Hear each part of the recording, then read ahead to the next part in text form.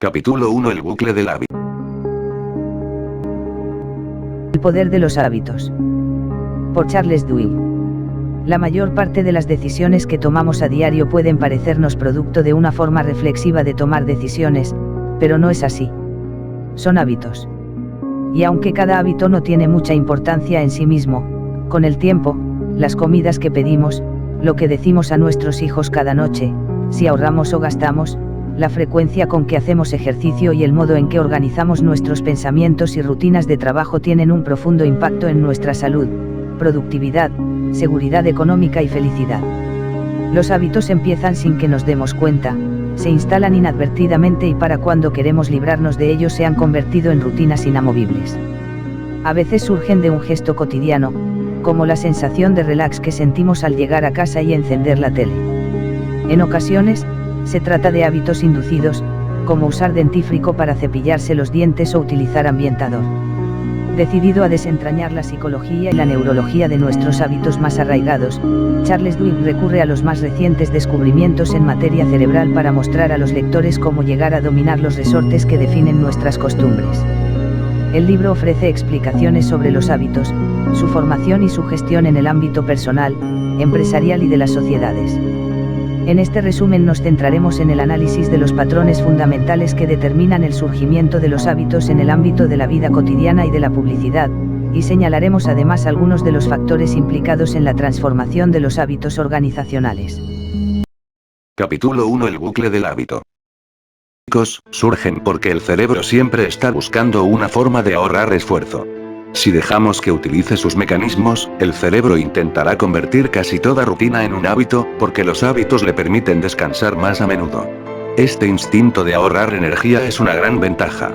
Un cerebro eficiente nos permite dejar de pensar constantemente en las conductas básicas, como caminar y decidir qué vamos a comer, así que podemos dedicar nuestra energía mental a inventar desde arpones y sistemas de riego hasta aviones y videojuegos. El proceso para la formación y consolidación de un hábito en nuestro cerebro es un bucle de 3 pasos. Primero está la señal, el detonante que informa a nuestro cerebro que puede poner el piloto automático y el hábito que ha de usar. Luego está la rutina, que puede ser física, mental o emocional. Por último está la recompensa, que ayuda a nuestro cerebro a decidir si vale la pena recordar en el futuro este bucle en particular. Con el tiempo, este bucle señal, rutina, recompensa se va volviendo más y más automático. La señal y la recompensa se superponen hasta que surge un fuerte sentimiento de expectación y deseo. Al final, se acaba formando un hábito. Los hábitos no son el destino. Los hábitos se pueden ignorar, cambiar o sustituir. Pero la razón por la que el descubrimiento del bucle del hábito es tan importante es porque revela una verdad básica. Cuando emerge un hábito, el cerebro deja de participar plenamente en la toma de decisiones. Ya no trabaja tanto ni desvía su atención hacia otras tareas. Salvo que combatas deliberadamente un hábito, a menos que encuentres nuevas rutinas, el patrón se activará de manera automática. Sin embargo, el mero hecho de comprender cómo actúan los hábitos, aprender la estructura del bucle del hábito, hace más fácil controlarlos. Cuando fragmentamos un hábito en sus componentes, podemos aprender cómo modificarlo. Según Ann Graybiel, investigadora del MIT, Instituto Tecnológico de Massachusetts, los hábitos nunca llegan a desaparecer. Quedan grabados en las estructuras de nuestro cerebro, lo cual es una gran ventaja para nosotros, porque sería terrible que después de cada vacación tuviéramos que aprender a conducir de nuevo. El problema radica en que el cerebro no diferencia entre los buenos y los malos hábitos. Por eso, si tienes uno malo, siempre te estará acechando, esperando la señal y la recompensa. Esto explica por qué nos cuesta tanto crear hábitos para hacer ejercicio, por ejemplo, o cambiar nuestra forma de comer. Una vez que hemos desarrollado la rutina de sentarnos en el sillón, en vez de salir a correr, o la de comer cada vez que vemos una caja de donuts, esos patrones permanecerán en nuestra cabeza. Por la misma regla, si aprendemos a crear nuevas rutinas neurológicas que se impongan a esas conductas, si podemos controlar el bucle del hábito, podremos conseguir que esas malas tendencias queden en un segundo plano. Si dibujamos el cerebro humano como si fuera una cebolla compuesta por diferentes capas celulares, las capas externas, las más cercanas al cuero cabelludo, suelen ser las más recientes desde una perspectiva evolutiva. Cuando se te ocurre un nuevo invento o te ríes con el chiste que te cuenta un amigo, son las partes externas del cerebro las que trabajan. Allí es donde tiene lugar el pensamiento más complejo. En la parte más profunda, cerca del tronco cerebral donde el cerebro se une con la columna vertebral, se encuentran las estructuras más antiguas y primitivas. Controlan nuestras conductas automáticas, como la respiración y el tragar, o el sobresalto que experimentamos cuando aparece alguien detrás de un arbusto. Hacia el centro del cráneo hay una masa de tejido del tamaño de una pelota de golf que se parece a lo que encontraríamos en el interior de un pez, reptil o mamífero. Son los ganglios basales, un grupo de células de forma ovalada que, durante años, ha sido un gran desconocido para los científicos, salvo por algunas sospechas de que desempeñaba alguna función en enfermedades como el Parkinson. A principios de la década de los 90, los investigadores del MIT empezaron a preguntarse si los ganglios basales también podían formar parte del proceso de la creación de hábitos y experimentaron en ratas empleando nuevas microtecnologías que les permitían observar con todo detalle lo que ocurría dentro de sus cabezas cuando realizaban docenas de rutinas. Sin los bucles del hábito, nuestro cerebro se cerraría, abrumado por las minucias de la vida cotidiana. Sin los ganglios basales, perdemos acceso a cientos de hábitos en los que confiamos a diario. Las personas cuyos ganglios basales están deteriorados debido a una lesión o enfermedad, suelen quedarse mentalmente paralizadas. Tienen problemas para realizar sus actividades básicas, como abrir una puerta o pensar qué van a comer. Estos son decisiones habituales, que no conllevan esfuerzo. Mientras los ganglios basales estén intactos, las señales permanecen activadas y la conducta se producirá sin pensarla. Asimismo, la dependencia del cerebro en las rutinas automáticas puede ser peligrosa.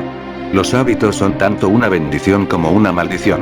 Porque los hábitos surgen sin pedirnos permiso.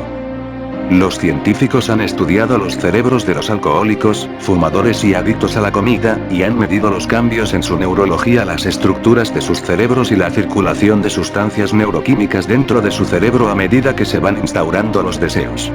Dos investigadores de la Universidad de Michigan escribieron que los hábitos especialmente fuertes producen reacciones similares a las adicciones, de modo que desear se convierte en una ansia obsesiva que puede obligar a nuestro cerebro a poner el piloto automático, incluso ante la presencia de fuertes factores disuasorios como perder la reputación, el trabajo, el hogar y la familia.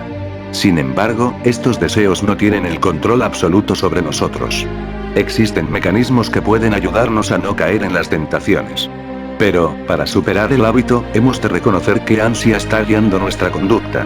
Si no somos conscientes de ella, podemos acabar dominados por conductas que realizamos como si estuviéramos conducidos por una fuerza invisible. La regla de oro para cambiar los hábitos. Cuando nos propongamos cambiar un determinado hábito, existe una regla de oro que todos los estudios han demostrado que es una de las herramientas más poderosas para generar cambios. Esta es la regla. Si usamos la misma señal y proporcionamos la misma recompensa, podemos cambiar la rutina y cambiar el hábito. Casi todas las conductas se pueden transformar si la señal y la recompensa siguen siendo las mismas.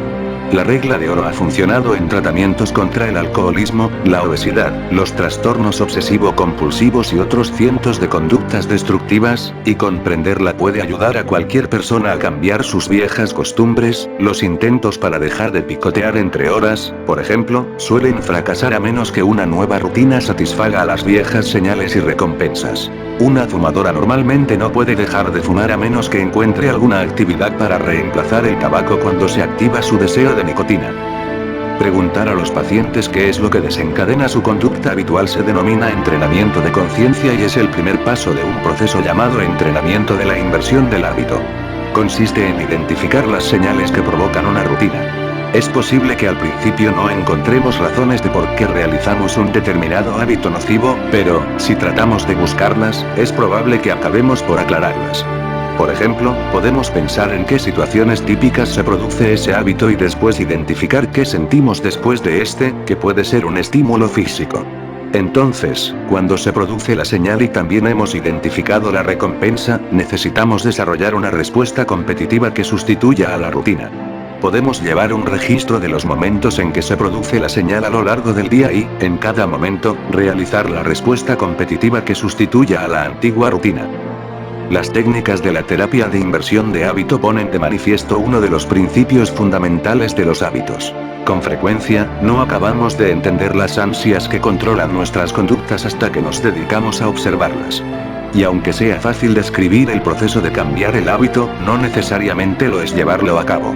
Es fácil suponer que el tabaco, el alcoholismo, comer en exceso u otros patrones arraigados se pueden cambiar sin un verdadero esfuerzo.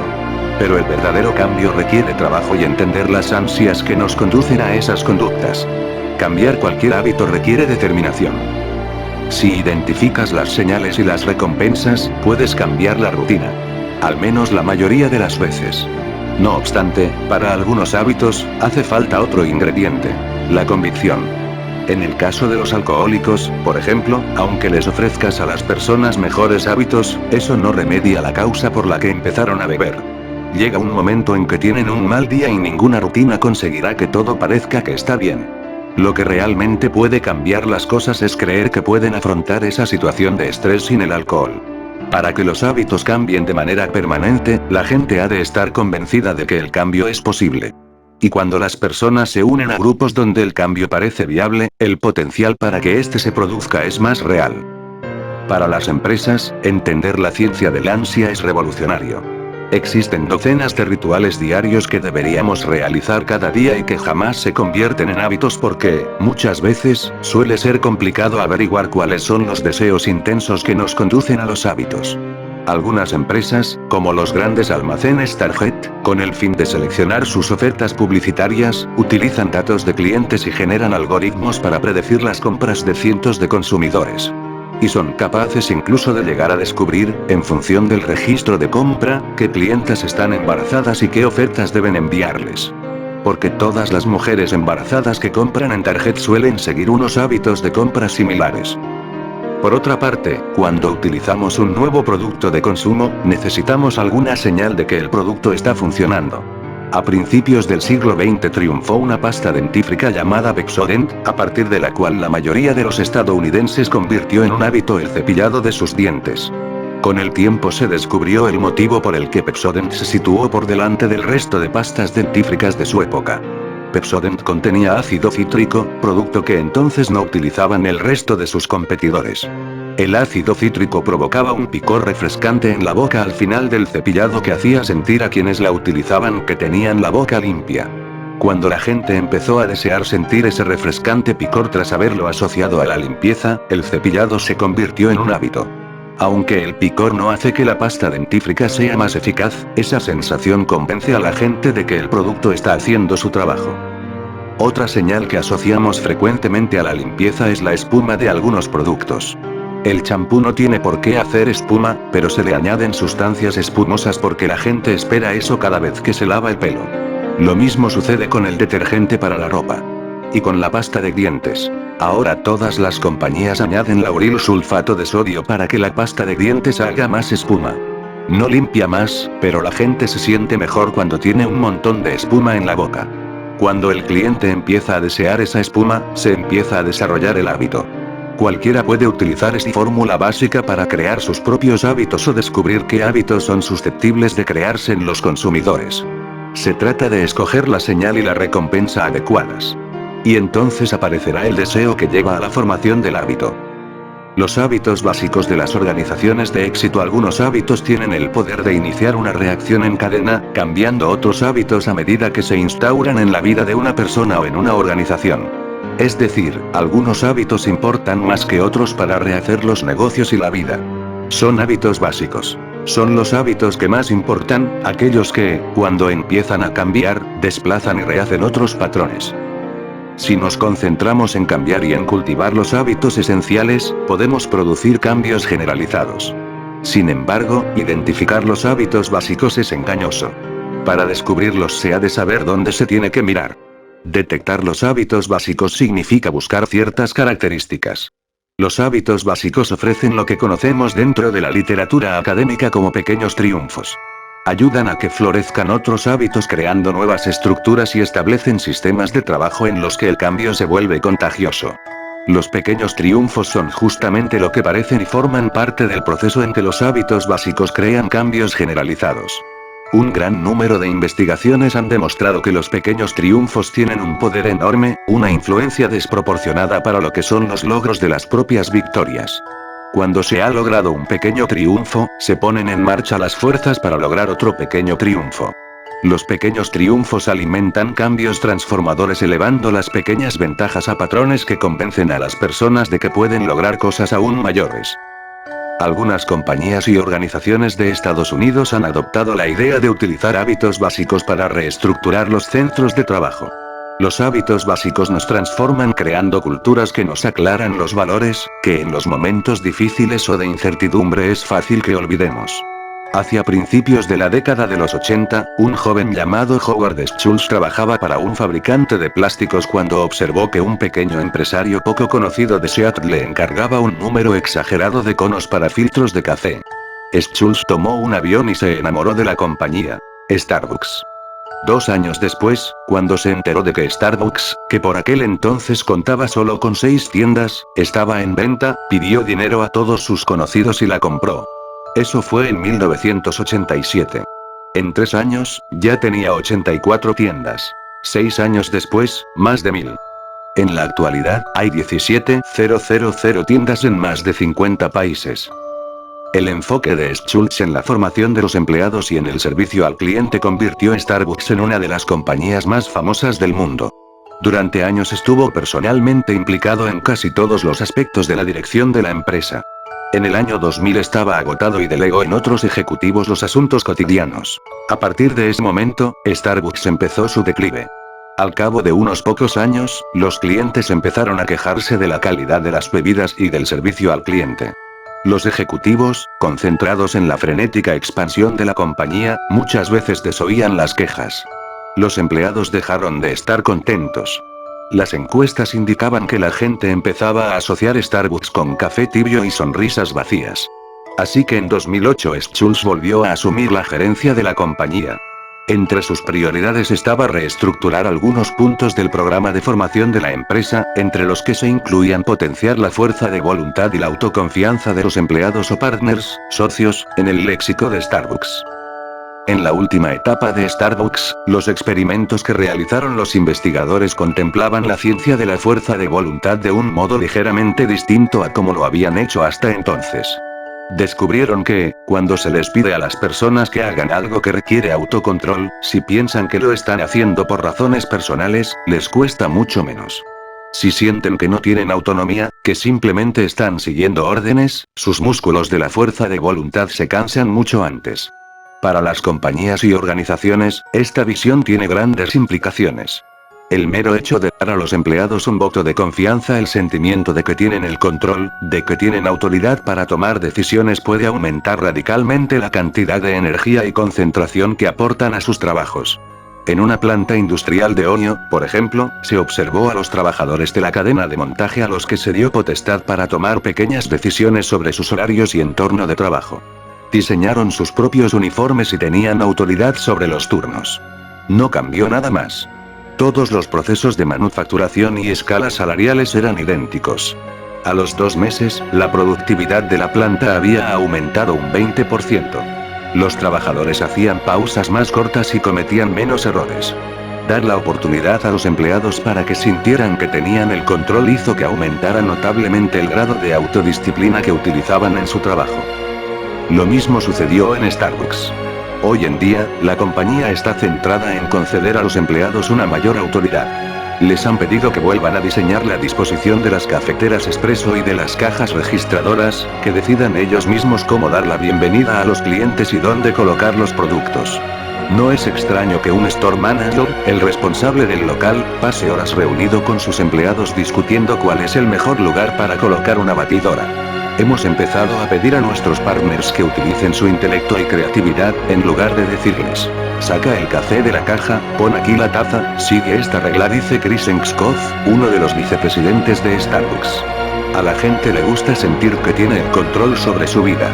Ha descendido el número de empleados que se marchan. Ha aumentado la satisfacción de los clientes. Desde el regreso de Schultz, Starbucks ha incrementado sus ingresos en más de $1.200 millones al año. En etapas anteriores, el hábito de potenciar la fuerza de voluntad de los empleados de Starbucks había sido un propósito constante en los planes de formación. Para muchos empleados, Starbucks es su primera experiencia laboral, dice Christine Deputy, que supervisó los programas de formación de la compañía durante más de una década. Si tus padres o profesores te han estado diciendo toda tu vida lo que tenías que hacer, y de pronto los clientes te gritan y tu jefe está demasiado ocupado para indicarte cómo has de actuar, puede ser una experiencia abrumadora. Hay muchas personas que son incapaces de hacer esa transición. Starbucks descubrió que la solución era convertir la autodisciplina en un hábito organizativo. Al principio, los intentos de Starbucks para fomentar la fuerza de voluntad de sus empleados fallaron y sus ejecutivos vieron que tenían que cambiar de enfoque. Empezaron por examinar con detalle lo que estaba pasando en sus establecimientos. Vieron que sus empleados fracasaban cuando llegaban a un punto de inflexión. Lo que necesitaban eran hábitos institucionales que los ayudaran a ser autodisciplinados. Algunos empleados, concretamente al enfrentarse a situaciones de estrés o de incertidumbre, respondían mal y su autocontrol se esfumaba. Por ejemplo, cuando un cliente empezaba a gritarles, un empleado normalmente tranquilo perdía la compostura. Lo que realmente necesitaban los empleados eran instrucciones claras respecto a cómo manejar los puntos de inflexión. Una rutina para que siguieran adelante cuando sus músculos de fuerza de voluntad empezaban a flojear. Así que la compañía desarrolló material de formación nuevo con rutinas para los momentos en que sus empleados tenían que enfrentarse a una situación difícil. Los manuales enseñaban a los trabajadores a responder a señales específicas, como un cliente que grita o una cola larga en caja. Los directivos enseñaron a los empleados mediante juegos de rol hasta que sus respuestas se volvieron automáticas. Así es como la fuerza de voluntad se convierte en un hábito. Eligiendo un tipo de conducta con antelación y, luego, siguiendo esa rutina cuando llegue el punto de inflexión. Starbucks no es la única compañía que utiliza estos métodos de formación. Lo que hacen todas ellas es centrarse en un determinado hábito básico que acaba influyendo en los demás aspectos de la organización. El poder de una crisis en algunas ocasiones puede ser necesario que se produzca una crisis en la organización para poder modificar rutinas inflexibles o equivocadas que la ponen en situaciones límite. Pero hasta que no se produce la crisis no hay manera de cambiar estas rutinas. Los buenos líderes aprovechan las crisis para rehacer los hábitos de una organización. Los administradores de la NASA, por ejemplo, intentaron durante años mejorar los hábitos de seguridad de la agencia, pero sus intentos no tuvieron éxito hasta que explotó la nave espacial Challenger, en 1986. Tras esa tragedia, la organización consiguió superar los obstáculos para replantearse normas de calidad más exigentes. Las compañías no son familias. Son campos de batalla en una guerra civil. Sin embargo, a pesar de esta capacidad para la guerra intestina, la mayoría de las compañías funcionan con una paz relativa, año tras año, porque tienen rutinas, hábitos que crean treguas y permiten que todo el mundo deje a un lado sus rivalidades durante el tiempo suficiente para completar el trabajo del día. Los hábitos organizativos ofrecen una promesa básica. Si sigues los patrones establecidos y acatas las treguas, las rivalidades no destruirán a la compañía, aumentarán las ganancias y, al final, todos saldremos beneficiados. Pero, a veces, las treguas, aunque estén perfectamente equilibradas, pueden ser peligrosas si no están bien diseñadas. Philip Brickell, un empleado de 43 años del metro de Londres, estaba en el interior de uno de los cavernosos pasillos principales de la estación de King's Cross una tarde del mes de noviembre de 1987 recogiendo billetes, cuando un pasajero le avisó de que había un pañuelo de papel ardiendo al pie de una de las escaleras mecánicas cercanas. El pañuelo estaba al principio de una de las escaleras más largas de la estación, la que correspondía a la línea de Piccadilly. Brickell abandonó inmediatamente su puesto, bajó por la escalera hasta el andén, encontró la bola de papel en brasas y con una revista enrollada apagó el fuego. Luego regresó a su puesto. Brickell no se preocupó más. No intentó investigar por qué estaba ardiendo el papel o si procedía de algún incendio más grande en otra parte de la estación. No mencionó el incidente a ningún otro empleado ni llamó al departamento de incendios. Había otro departamento que se encargaba de la seguridad respecto al tema de incendios y Brickell, respetando las estrictas divisiones que regían el metro, sabía bien que no podía meterse en territorio ajeno. Además, aunque hubiera indagado por su cuenta para descubrir si había un incendio, no habría sabido qué hacer con la información. La estricta cadena de mando del metro le prohibía ponerse en contacto con otro departamento sin la autorización previa de un superior. Y las rutinas del metro transmitidas de empleado a empleado le indicaban que bajo ninguna circunstancia debía decir en voz alta dentro de la estación nada que se pareciera a la palabra fuego, para evitar que cundiera el pánico entre los pasajeros. Ni siquiera al más alto nivel, un director se atrevía a traspasar el territorio de otro, escribió más tarde un investigador. Por lo tanto, el director de ingeniería no se ocupaba de que el personal estuviera debidamente entrenado en seguridad contra incendios y procedimientos de evacuación, porque consideraba que esos asuntos dependían de la dirección de operaciones. A los 15 minutos de que Brickell regresara a su taquilla, otro pasajero observó un hilo de humo al subir por la escalera de la línea de Piccadilly y se lo mencionó a un empleado del metro. Por fin avisaron al inspector de seguridad de King's Cross, Christopher Hayes, para que investigara. Sin embargo, el inspector Hayes no llamó a los bomberos. No había visto el humo con sus propios ojos y otra de las normas tácitas del metro era que jamás se debía llamar a los bomberos salvo que fuera absolutamente necesario. Un policía que había visto que las llamas empezaban a arder por encima de los escalones creyó que tenía que avisar a comisaría y llamó a sus superiores. Al final, dieron aviso a los bomberos 22 minutos después de que alguien avisara a Brickell del papel ardiendo. Más de una docena de estudios y amonestaciones indicaban que el metro no estaba preparado para los incendios y que el personal debía ser entrenado para usar los aspersores y extintores que había en cada andén. Nadie en King's Cross sabía utilizar el sistema contra incendios, a pesar de que el jefe de bomberos, hacía 2 años, había escrito una carta en que mostraba su preocupación y denunciaba los hábitos de seguridad de los trabajadores del metro. Sin embargo, el inspector de seguridad nunca vio esa carta porque fue enviada a un departamento que no era para el que él trabajaba, y nunca se volvieron a redactar unas normas del metro que incluyeran ese aviso. Hayes se olvidó por completo de que existía el sistema contra incendios por aspersión. Las treguas que regían el metro garantizaban que todo el mundo estuviera en su lugar, pero no dejaban espacio para aprender nada que no fuera lo que cada uno tenía asignado. Hayes pasó al lado de los mandos del sistema contra incendios sin tan siquiera echarles un vistazo. Casi media hora después del pañuelo de papel ardiendo, llegó el primer bombero a King's Cross. Cuando entró en el vestíbulo de venta de billetes vio un humo oscuro y denso que empezaba a serpentear por el techo. Ahora ya estaba ardiendo toda la escalera y emanaba un gas sobrecalentado que salía de la boca del foso, donde se quedaba atrapado contra el techo, que estaba cubierto por unas 20 capas de pintura. Unos pocos años antes, el director de operaciones del metro había sugerido que toda esa pintura podía suponer un riesgo de incendio. ¿No se podrían eliminar las capas viejas antes de dar una nueva mano? No obstante, los protocolos de pintura no eran de su incumbencia. La responsabilidad de pintar era del departamento de mantenimiento, cuyo jefe agradeció educadamente la recomendación de su colega y luego agregó que si quería interferir en otros departamentos, el favor le sería devuelto rápidamente. El director de operaciones retiró su recomendación. Cuando el gas sobrecalentado se acumuló en el techo del túnel de la escalera, todas esas viejas capas de pintura empezaron a absorber el calor. Cada tren nuevo que llegaba empujaba una nueva ola de oxígeno fresco a la estación, alimentando el fuego como si fuera un fuelle. A los pocos minutos, la llegada de otro tren hizo que la escalera de Piccadilly prendiera en llamas violentamente y se produjo una explosión. Al poco de la explosión llegaron docenas de camiones de bomberos. Pero, como las normas del departamento de incendios decían que se tenían que conectar las mangueras a los hidrantes de la calle, en lugar de hacerlo en los instalados por el metro dentro de la estación, y como ningún empleado del metro tenía los planos que mostraban dónde se encontraban las bocas de incendios de la estación, tardaron horas en extinguir el incendio. Cuando por fin apagaron el fuego habían pasado 6 horas desde que alguien avisó del pañuelo de papel en llamas. Hubo 31 muertos y docenas de heridos.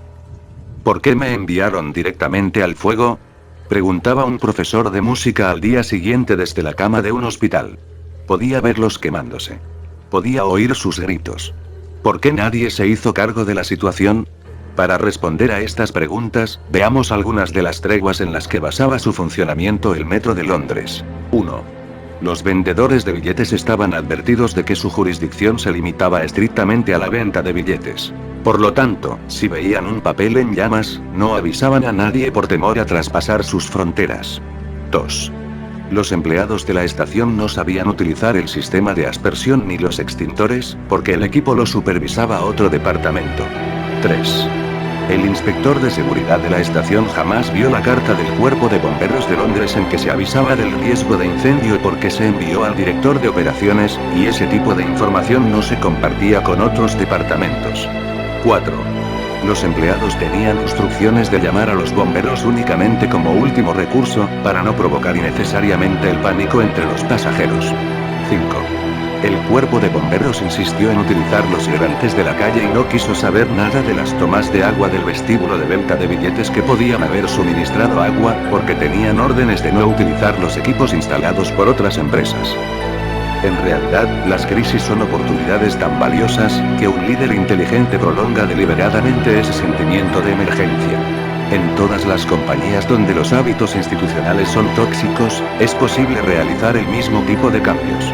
Una compañía con hábitos disfuncionales no puede cambiar simplemente porque se lo ordene algún directivo.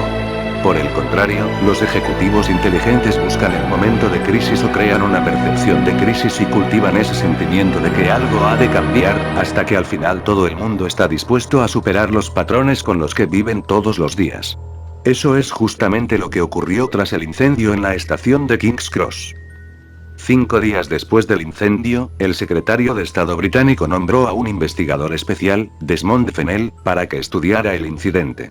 Fennell empezó por entrevistar a los directivos del metro, y enseguida se dio cuenta de que todos sabían desde hacía años que las medidas de prevención contra incendios eran un problema grave y, sin embargo, nada había cambiado.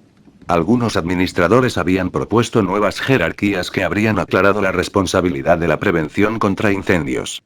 Otros habían propuesto conceder más poder a los jefes de estación para que pudieran sortear las divisiones entre los departamentos. Ninguna de esas reformas se había llevado a cabo. Cuando Fennell empezó a sugerir cambios propios, comenzó a encontrarse con los mismos obstáculos. Los jefes de departamento se negaban a responsabilizarse o les saboteaban con amenazas secretas a sus subordinados. Así que Fennell decidió cambiar de estrategia y traspasó su investigación al circo mediático.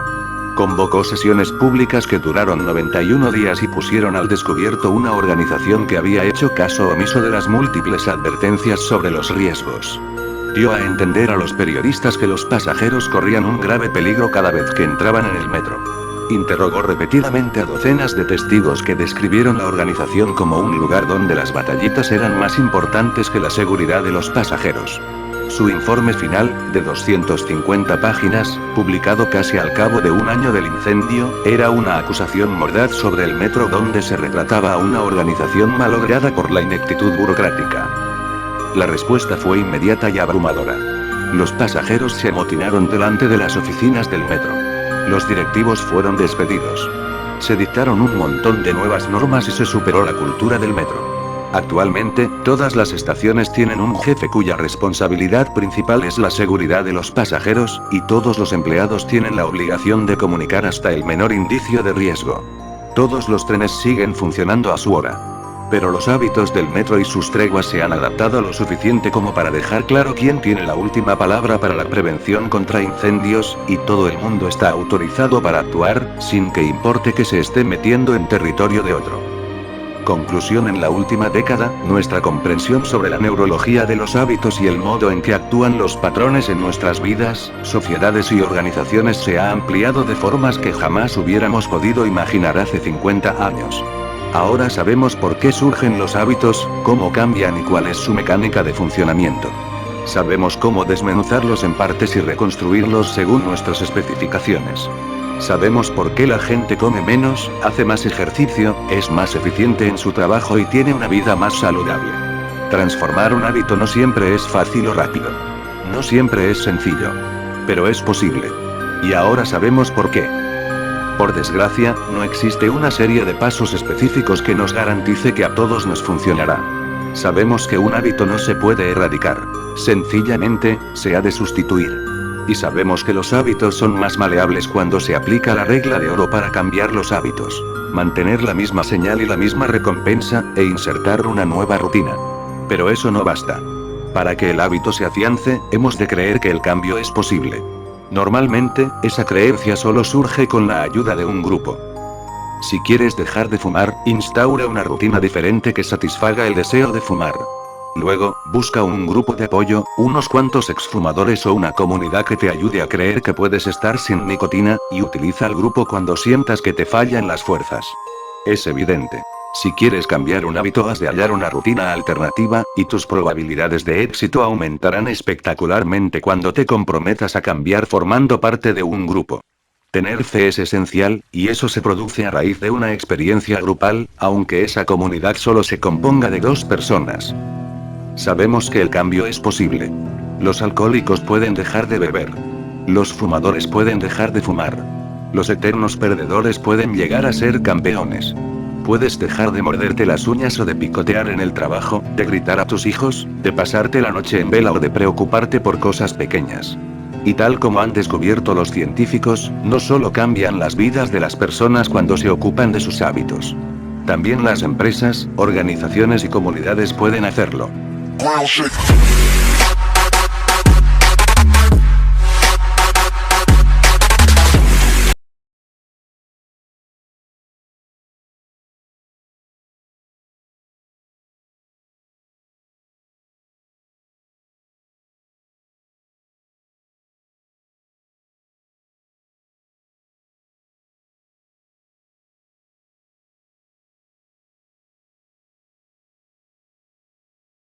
Capítulo 1: El bucle del hábito.